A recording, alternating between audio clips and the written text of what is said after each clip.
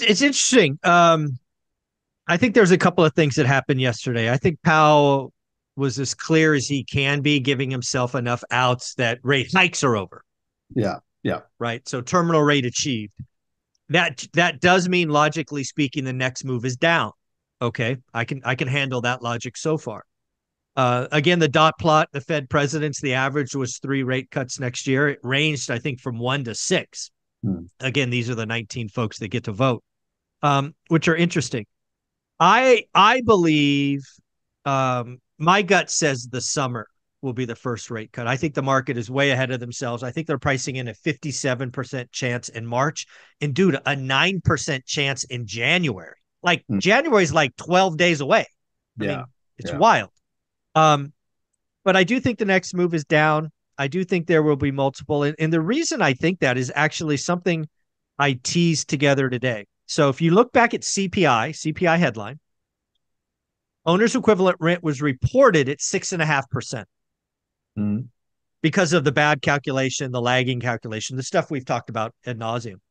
Redfin, Daryl Fairweather, chief economist at Redfin, reported that national median rent is down 2%.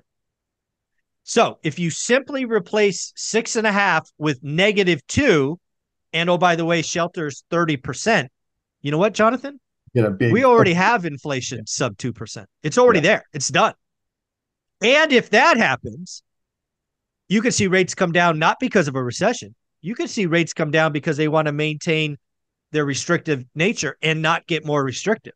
So Right. I do think we're getting, you know, 3, maybe 4 rate cuts next year without a recession. I want to be clear. If we get a recession, it'll be more than 4. We could get 4 without a recession, which is wild to think about.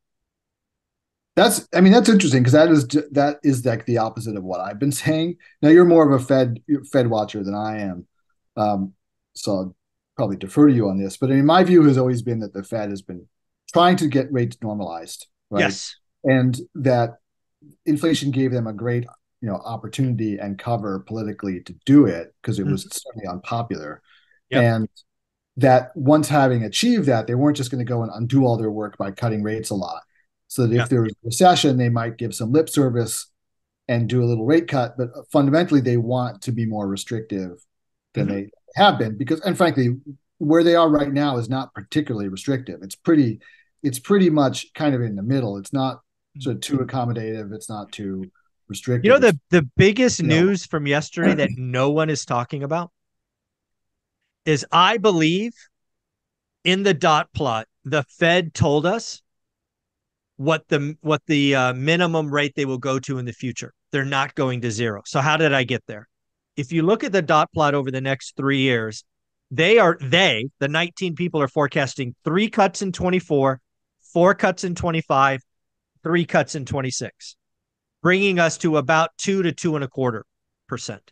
I think that is meaningful. We're not going back to zero, but what they're telling us is they're comfortable getting us to about 2, and that's without a recession. So now, if we believe that's the floor, the only argument, Jonathan, is how fast we get there. That's the argument. They're interesting. telling us it's going to take 36 months. I don't think it takes us 36 months because, again, they don't see inflation getting down to 2% till 2026. I'm like, you're going to be there by the summer, right? Yeah. Maybe by September. So it's going to be wild, I think. I think next year is going to surprise people.